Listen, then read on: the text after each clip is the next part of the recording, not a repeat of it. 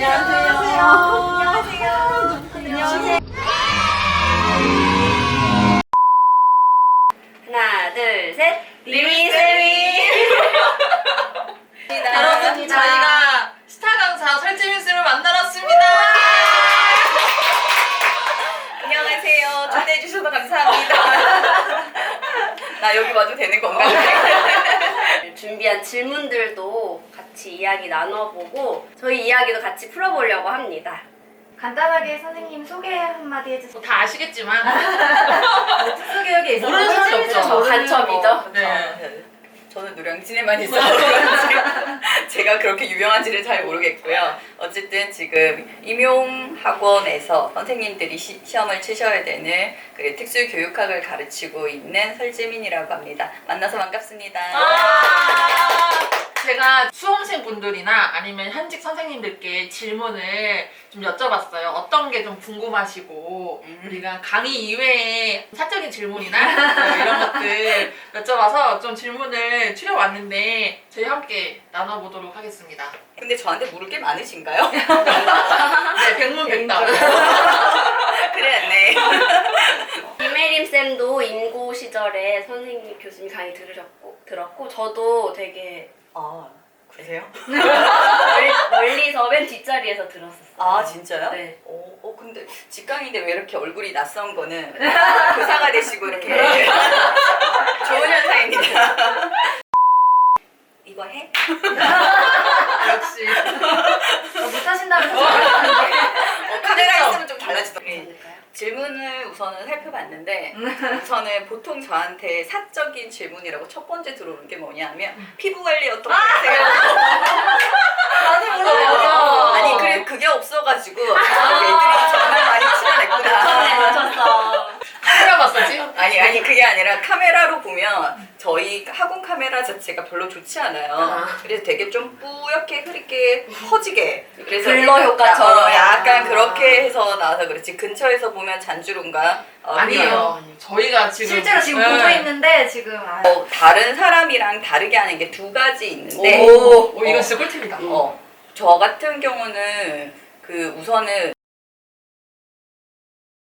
근데 정말 오시길 너무 잘했어요. 왜냐면 제가 합격을 한 비결이 선생님 강의를 들었기 때문에 정말 탁월한 선택이었다고 우선은 생각합니다. 감사합니다. 저랑 스타일이 잘 맞으셨던 것 같아요. 그냥. 공부 내용만 알려주시는 게 아니라 저는 좀 좋았던 거는 방법에 대해서 앞에 그 30분 얘기해 주는 그 스토리가 전 너무 좋았어요. 근데 그게 초반에는 굉장히 스트레스 받는 거였어요.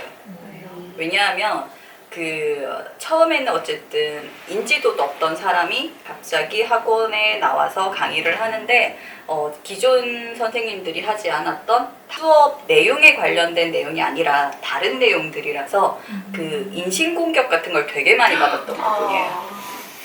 어딜 가든 악플러 진짜 있다. 그리고 그런 게 되게 많았어요. 일부러 수업을 안 하려고 이상한 말 길게 한다. 그래서 그런 잡담하지 말고 수업이나 제대로 해라. 그래서 그거를 정말 폐지를 할까 하지 말까 이 생각을 되게 많이 했는데 그때마다 합격생들이나 그 다음에 수험생들 그 다음에 매일 오거나 하시는 분들이 그것 때문에 잘 버티고 있어요 라고 했던 그 몇 마디 때문에 지금까지 하고는 있는데 한 20분? 이 시간 자체가 수험생한테는 되게 중요한 긴 시간일 수도 있는데 그걸 제가 뺏어가는 건 아닐까 이 생각 굉장히 많이 했었거든요. 근데 그런 방법 때문에 이렇게 또 네. 합격자들을 배출을 진짜. 하고 그거 없었으면 안 뒷자리까지 됐어. 올라. 그래서 그냥 지금은 그렇게 생각을 하는 것 같아요. 저랑 스타일이 맞으신 분들도 있고 아닌 분들도 있구나. 그냥 그렇게 생각을 하는데 그리고 여기 혜림 선생님처럼 그것 때문에 저 붙었습니다 라고 하시는 분들이 있어서 이제는 저도 연차가 돼서 그런지 그래 내 스타일로 하자 이렇게 됐는데 너무 좋아요. 그게 감은 언제 오냐면 저 같은 떨려. 두 사람을 보고 언제 오냐면. 여기 길을 좀 막고 언제 오냐면 실은 8월달까지는 전혀 할 수가 없고요. 그러니까 이제 9월달, 10월달, 11월 저는 7월부터 첨삭을 하기 때문에 그때 얘들이 답을 써오는 패턴 자체를 실은 사람의 얼굴과 이름을 매치를 잘 못하는데요. 근데 답안지의 답쓴 패턴과 이름이 매치가 되더라고요. 와, 되게 신기하다. 네. 아니 근데 보는 거 자체가 얼굴을 보는 게 아니라 계속 첨삭을 할 때 답안지 자체만 보게 되니까 근데 그게 이제 제 개인적인 기준이기는 한데 그냥 제 감이에요. 얘들이 요렇게 써오는 애들은 붙는다라는 게 있어요. 그래서 제가 답이 보통 아마 10월달, 11월달 가면 이야기를 답이 2번 뜬다라고 말을 하는데 첫 번째 쓰는 거 자체가 이제 자연스러워지는 애들, 자기 아는 거를 쓰는 거 자체를 잘하는 그 패턴이 우선 나와야 되고요. 이제 두 번째 같은 경우에는 거의 이게 11월, 그러니까 정말 빨리 나오시는 분들이 10월이고요. 10월 중순 넘어서고 보통 11월 근처 가서 나오게 되거든요. 근데 이제 문제구는 초점이라고 하는 거라 그 핵심에 맞는 그 키워드가 딱 들어간 간결한 답들을 쓰기 시작하시는 분들이 있어요. 그래서 그거 두 개 자체가 같이 나오는 경우가 확실하게 붙어요.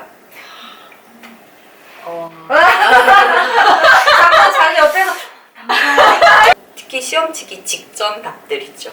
저 입장에서 3주차, 그러니까 1주차보다 2주차, 3주차 이런 선생님들이 제일 많이 무너지게 되거든요. 시험치기 2주 전, 이때. 근데 그때 방법 자체를 나왔던 것 자체를 유지를 못하면 다시 결과가 좋지 않게 나오는 경우가 많아가지고 선생님 강의 들은 친구 중에 고득점 합격자가 많아요, 제 주변에. 네, 혹시 맞아요.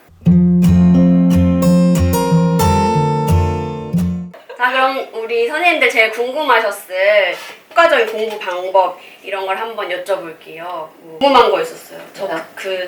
저 여기 노량진 살 때 다들 이거 스톱워치로 스탑워치. 측정하잖아요. 그거는 필수적인가요? 저는 꼭 추천을 하는데 스탑워치 2개를 추천을 해요. 저는 우선 제 스타일부터 말씀을 드리면 그러니까 일해야 되는 양, 공부해야 되는 양은 어차피 정해져 있고요.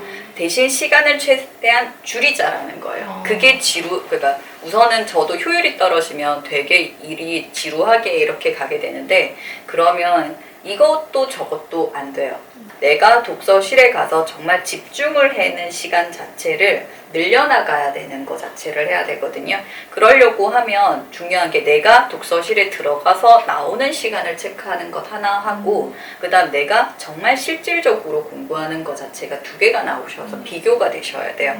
근데 제일 우리가 많이 실수를 하는 것 중에 하나가 독서실은 아침 8시에 가서 밤 10시에 왔어요. 그럼 14시간이나 있었거든요. 그럼 내가 공부를 되게 많이 했다라고 생각을 하는데 실질적으로 나는 분명히 14시간 앉아 있었는데 한 거 자체는 오늘 뭐 했지? 이런 날도 분명히 있거든요. 그거는 강의 듣는 시간 있죠. 인강 갖는 거 듣는 시간 빼고 그런 걸 다 빼면 비율이 나와요. 내가 8시간 독서실에 있었는데 나 4시간밖에 안 했어. 왜 이것밖에 안 했지? 그러면 어느 순간부터 이게 아닌데 라는 것과 8시간 안에서 내가 6시간 그 다음에 6시간 반 이렇게 공부하는 시간을 늘려나가게 되면 마지막 11월 달에 그렇게 연습을 하신 분들은 스탑워치 자체를 15시간, 16시간을 찍을 수가 있고요. 보시는 분들이 오해를 하실 수 있으니까 16시간을 찍어야 합격을 한다 이런 건 아니라는 말씀을 아니요, 그렇게 아니고 네. 끝에 8시간, 10시간 근처만 찍고도 합격하시는 분들 많고요. 다만 시험치기 직전 그러니까 16시간을 계속 공부해야 되는 게 절대 아니고요. 그럼 사람 죽습니다. 시험치기 딱 한 10일 전 정말 마지막 급할 때 있잖아요. 스퍼트를 올리는 정말 스퍼트 딱 해서 저 같은 경우 기간제를 하고 있었어가지고 너무 불안한 거예요. 그 스톱워치 시간이 안 나와서. 그런 거 맞아요. 스터디 하면 막 다른 사람은 10시간, 11시간 하는데 저는 끽해봤자 막 3시간, 4시간 이렇게 나오니까 너무 불안하고 쫄리고 이랬는데 그때 그거 봤어요. 선생님 마지막에 마인드맵하고 막 이렇게 뭔가 이렇게 양쪽으로 해서 답안지 파이널 답안지 네. 그냥 그런 것만 봤어요. 너무 불안해가지고. 지금까지 내가 머릿속에 있던 과정 자체를 그냥 쓴다라는 게 아니라 토해내듯이라고 하는 표현이 더 맞을 것 같아요. 그런 식으로 해야 되는 부분이기 때문에 그래서 마지막에는 선생님 같은 그게 선생님 구조에 조금 맞으셨을 거예요. 그거를 마지막에 집중적으로 보는. 그래서 어쨌든 자기 머릿속에 있는 것 자체를 그대로 풀어서 낼 수 있게 그걸 연습을 그대로 할 수 있게 해야 되는 자료 자체는 있으셔야 돼요. 저는 그 공부하기 전에 30분 어제 뭐 했지 인출하고 공부 다 한 다음에 내가 오늘 무슨 공부했지 인출하는 그 매일매일의 패턴이 나중에는 굳이 내가 노력해서 외우지 않아도 외워져 있는 게 너무 신기했어요. 지금 그걸 이 알려주셨어요. 혜림 선생님이 이야기하시는 이 방법이 합격을 확실하게 할 수 있어요. 와. 저희 그 임용 1차 영상 여기 띄워놓을게요. 보세요. 우선 임용이라고 하는 부분 자체가 문제가 출제가 될 때 매해 시험 범위를 확장을 시켜야 돼요. 항상 똑같은 범위에서 내는 게 아니라 조금 확장시켜야 되는 부분. 그래서 학생들이 잘 모를 것 같은 부분 자체가 몇 %를 출제하라는 기준이 있거든요. 그래서 거기에 나오는 모든 문제를 우리가 다 알 수가 없고요. 그래서 제가 누누이 말했던 틀려도 되는 점수가 있습니다. 그래서 한 걸리는 5점, 점수예요. 5점에서 어차피 저희는 커트라인이 이번 같은 경우가 전체적으로 쉬워서 되게 많이 올라갔지 중등 같은 경우에는 80점에서 65점을 받았는데 떨어지는 경우는 없습니다. 이번에도 확실하게 붙고요. 60점이 넘으면 조금 차이가 날 수는 있습니다만 이번에도 60 넘으시는 분들 다 붙고 50 후반도 거의 다 붙으셨거든요. 그러면 80에서 60이면 20점을 틀려도 된단 말이잖아요. 그래서 새로운 영역 자체는 그 20점으로 넘기시고 버리세요. 저희가 그 부분을 다 알 수는 없고요. 내가 봤던 범위를 내가 잘 못 써서 떨어지게 되는 거지 몰라서 떨어지게 되는 경우는 없어요. 내가 이거를 가지고 있다. 봤다가 중요한 게 아니라 내가 오늘 공부한 것 자체를 마지막으로 인출할 수 있는 방법으로 넣었느냐라고 하는 게 결정이 되게 돼요. 물론 처음부터 끝까지 주의 집중이 되면 굉장히 좋겠지만 그거는 거의 불가능한 일이라서요. 그래서 사람이잖아요. 그죠? 좀 자기도 하고 이렇게 해야 인간적이니까. 그래서 집에 가기 전에 오늘 무엇을 했지라고 해서 오늘 공부한 내용 자체를 떠올려 보는 것만으로 내가 머릿속에 정확하게 그러니까 이번엔 이해했다, 받아들였다. 이거는 뭐지? 라고 하는 부분도 있을 테고 이런 것 자체가 다시 확인이 되게 돼요. 그 다음 날 되면 하루 자고 나면 당연히 잊어버린 부분 자체가 있을 겁니다. 그래서 그 부분 자체를 어제 내가 정리했던 거, 확인했던 거 자체만 다시 확인을 하시고 이제 외우는 부분이 아니라 이건 대강 어떤 거였어 라고 하는 이거조차도 생각이 안 나는 거 자체만 확인을 다시 하고 넘어가는 거예요. 하루만 지났는데 3번을 하게 되기 때문에 그게 계속 분산학습처럼 누적학습이 계속되게 돼서 올해 장기 기억으로 가는 데 있어서 제일 좋은 방법이에요. 그게. 요즘 강의 들은 느낌. 저 같은 경우는 네. 올해 시험을 많이 봤어요. 전 4번째 네네. 합격을 했거든요. 이렇게 오랜 시간 엉덩이 붙이는 게 너무 힘든 거예요. 그래서 기간제를 계속 해야만 했었어요. 그렇게 그런 하다 분들도 많아요. 장수가 되고 저같이 이런 장수생들에게 한마디 해주실 자기가 공부를 얼만큼 할 수 있는지를 먼저 정하는 게 좋으실 것 같아요. 그래서 여기 혜림 선생님처럼 기간제를 하고 계시는 분들 같은 경우에는 실은 일반 그냥 노량진에서 공부만 하는 학생들이랑 비교를 하면 공부하는 시간이 당연히 적을 수밖에 없어요. 그럼 그거는 당연히 그 부분에 대한 거는 내가 안고 가셔야 돼요. 그리고 거기에 대해서 스트레스를 받지 마시고 대신 효율을 따지시는 거예요. 그래서 똑같이 공부를 하는 게 아니라 아까 말했듯이 공부하고 나서 복습하고 자체가 가지고 있으면 훨씬 더 지금 기억 자체가 좋게 되잖아요. 그런 방법을 쓰셔야 되고요. 솔직히 장수생들이 문제가 되는 경우에는 이거예요. 자기가 안다라고 생각해서 맞습니다. 다 이거 알잖아. 이렇게 다음. 그래도 전체 특수교육학이라고 하는 것 자체를 한두 번 이상은 다 봤기 때문에 보면 다 알아요. 그렇기 때문에 내가 알구나. 시간 없으니까 다음 이렇게. 그러면 새로운 거를 본인이 가지고 오기 시작을 해요. 나만 아는 거. 근데 그게 문제는 기출 문제에 출제가 안 된다라는 게 문제. 그래서 저는 아는 것에 대한 기준을 좀 다르게 설정을 하셨으면 좋겠어요. 봐서 아는 거는 아는 거 아니고요. 백지에 완전히 내가 어떻게든 다 쓸 수 있는 것. 그 다음에 여기 선생님이 만약에 특수에 대해서 개념을 전혀 모르시는 분이라고 할게요. 그럼 그 개념에 대해서 내가 이 사람을 이해시킬 수 있을 때까지 설명할 수 있는 방법 2가지라고 저는 생각을 해요. 그래서 지금 다른 질문 중에 스터디원 어떻게 구성하는 게 좋습니까? 라고 맞아요. 하는 그 부분이 있는데 저는 항상 강추를 하는 게 장수생들끼리만 제발 스터디를 짜지 마세요. 다 아는 사람들끼리 모여요. 그래서 이거 알죠? 넘어갑니다. 근데 그 4명이 다 정확하게 모르는 사람들이에요.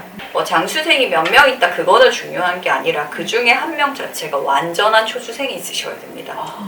가르쳐 줄 네, 수 있는. 얘 자체를 그래서 얘들 같은 경우 자 이거 알지? 뭔데요? 라고 말을 할 거예요. 그래서 초수생이 있어야 되는 이유는 얘를 내가 가르치면서 내가 정확하게 아는지를 확인하는 방법이다라고 생각을 하시면 되고요. 그래서 초수생들은 어떤 스터디를 들어가든지 내가 모른다라고 하는 거를 가리시면 안 됩니다. 무언가를 모른다라고 하는 걸 되게 부끄러워하시는 것 같아요. 근데 실은 저희는 교사가 되려고 하는 사람이 가는 과정에 있는 사람들이기 때문에 당연히 부족한 게 많을 거고요. 근데 그걸 계속 가리다 보면 문제는 내가 정확하게 모르는 것을 알게 다시 확인하는 과정에 빠진 채로 계속 위에 덮어서 가면 언젠가는 무너질 수밖에 없어요. 네, 그러면 이렇게 학생들 네. 많이 만나시고 네. 하시는데 가장 좀 보람 있으셨던 순간이랑 가장 보람 좀 있었던 힘드셨던 순간들. 가장 보람 있었던 건 이렇게 찾아와 줄 때. 중에서 아직 못 있는 분 한 분이 있는데 그때 초반에 되게 힘들 때였어요. 참고로 그분 같은 경우에는 합격을 하고 나가신 분인데 합격할 때까지 첨삭할 때 저한테 네라고 하는 말 그리고 선생님 이거 뭡니까 질문했던 거 그거 말고는 저랑 개인적으로 단 한 번도 이야기를 해본 적이 없으신 분이셨거든요. 근데 그분이 뜬금없이 메일이 왔어요. 시험 치기 한 3주 전? 4주 전? 저도 왜 스트레스라고 하는 거 힘든 게 그게 달해 있을 때였는데 지금쯤이면 선생님 힘드실 시기네요. 힘내십시오. 딱 그거만 왔어요. 2줄. 제가 열심히 같이 하고 있다라는 거를 알아주시는구나 그런 것도 있었고 그리고 힘내세요라고 그 한 마디 자체에 그냥 저도 힘이 나더라고요. 가장 힘들었을 때는 딱 지금인 것 같아요. 1, 2월. 신체적으로 힘들다라는 것도 있지만 결과를 실패를 받은 학생들이 연락 올 때가 지금이에요. 그래서 실은 연락이 왔을 때 얘들은 그런 것 같아요. 그냥 시험이라고 하는 거에 대한 한 번의 실패였는데 이게 실패를 한 번 하신 분들도 아니고 혹시나 거듭 실패를 하신 분이라고 한다면 인생 자체를 약간 부정당하는 그런 걸 가지고 계시고요. 그리고 보통 그런 분들 자체가 이렇게 오시면 거의 우울증이라고 하는 것을 가지고 계시는 경우가 되게 많습니다. 그래서 점점 그렇게 보일 때 제가 강의를 하면서 앞에 한 20분 가까이 설명을 하는 것 자체를 처음에 악플도 되게 많이 받고 했지만 계속 유지를 하는 게 그거 덕분에 버텼다라고 하는 말 자체들이 계속 있더라고요. 물론 시험이라고 하는 게 이번에 붙으면 가장 좋겠지만 그러니까 1대1의 경쟁률 시험이 아니다 보니까 별 수 없이 탈락을 하시는 분들 자체가 생겨날 수가 있게 되는데요. 어쨌든 시험을 합격할 때까지 걸리는 시간 동안 최대한 건강하게 저는 공부를 하셨으면 좋겠어요. 그래서 그 건강이 신체적 건강도 맞지만 정신적으로도 건강한 상태로 무조건 다 제가 잘못해서요 라고 하는 결론으로 가지고 오시던데 그러면 작년에 내가 했던 노력조차 잘못했다라고 생각을 하게 되면 그분이 다시 공부를 할 때 나는 어떻게 해야 되지라는 생각 말고는 나머지는 아무것도 못하게 되더라고요. 그런 것들을 계속 볼 때 실은 안타깝다라고 밖에 되게 안타까워요. 그 생각이 들어요. 나는 또 어떻게 해야 될까라는 생각이 동시에 들기는 하는데 정말 열심히 했는데도 가끔 떨어지시는 분들도 있기는 해요. 노력과 무조건 비례하지는 않으니까 그런 것을 같이 볼 때 그래도 주변에 저도 네. 제가 10학번이니까 네. 친구들이 지금까지 시험을 뭐 준비하던 친구들도 네네. 있었는데 꾸준히 하다 보면 언젠간 붙어요. 합격하는 시험인 것 같아요. 그래서 임용을 누가 그랬어요? 희망 고문하는 시험이다. 그리고 왜냐 언젠가는 된다라는 거랑 그리고 떨어지시는 분들이 택도 없이 떨어지지 않아요. 점수가 항상 아슬아슬해요. 결국에 포기하지 않으면 다 합격을 하는 것 같아요. 우선 포기하지 마시기 바랍니다.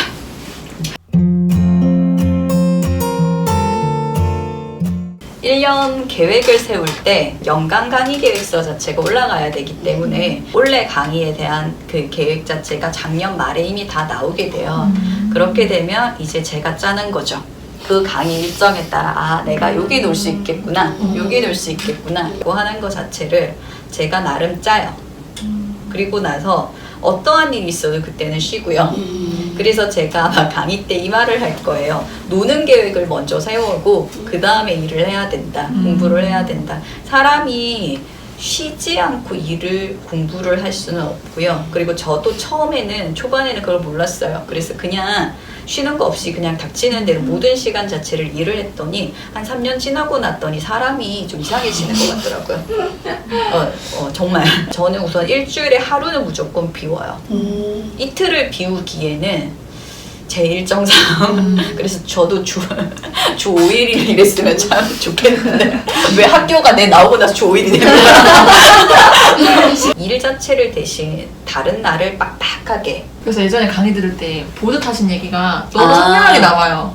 저 작은 책으로 그 서론을 누비셨다니. 저 캐나다 보드 자격증 있습니다.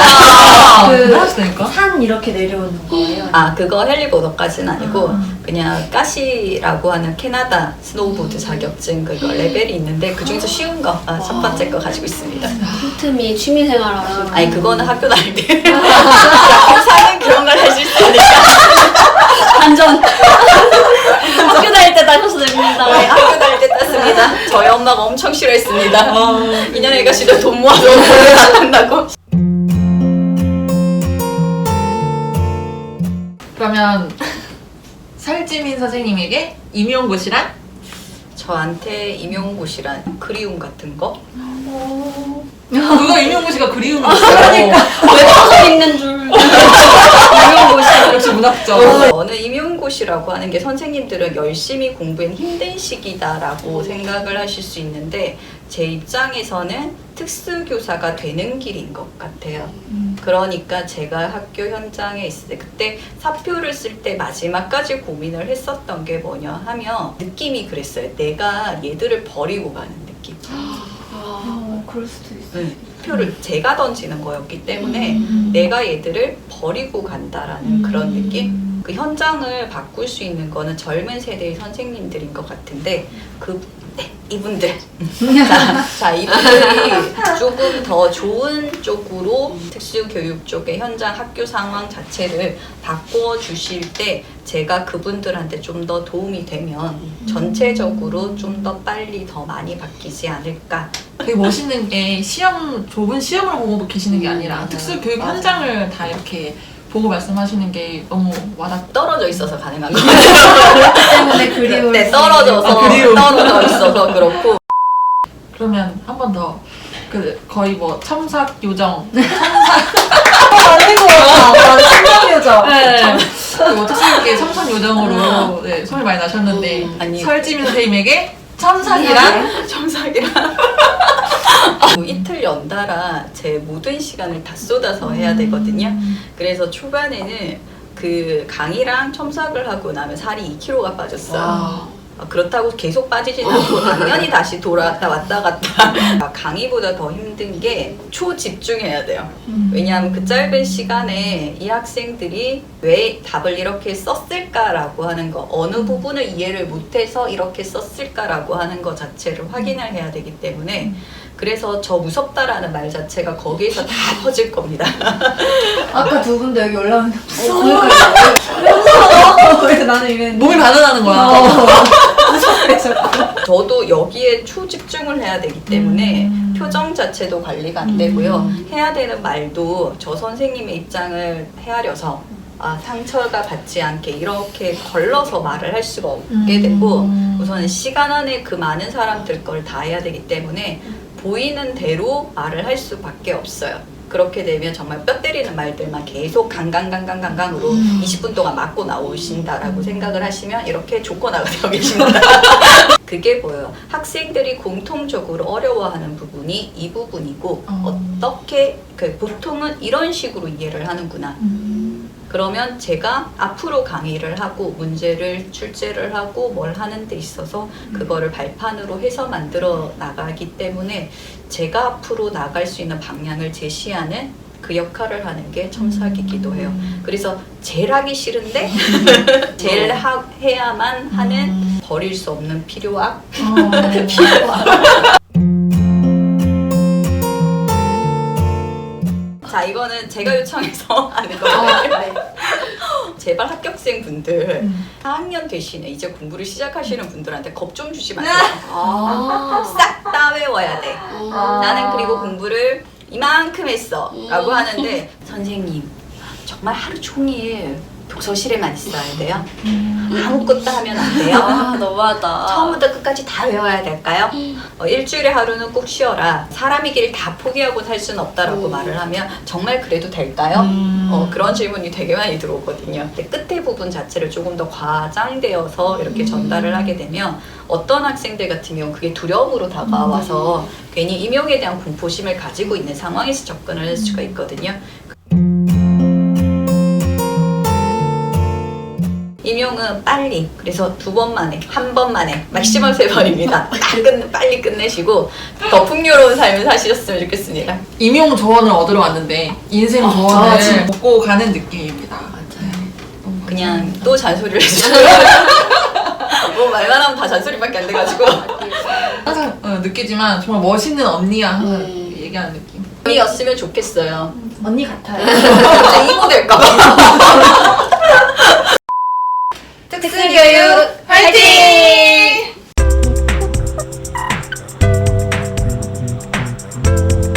클렌징을 할 때 우선 화장을 다 지우고 클렌징 오일 마사지를 따로 해요.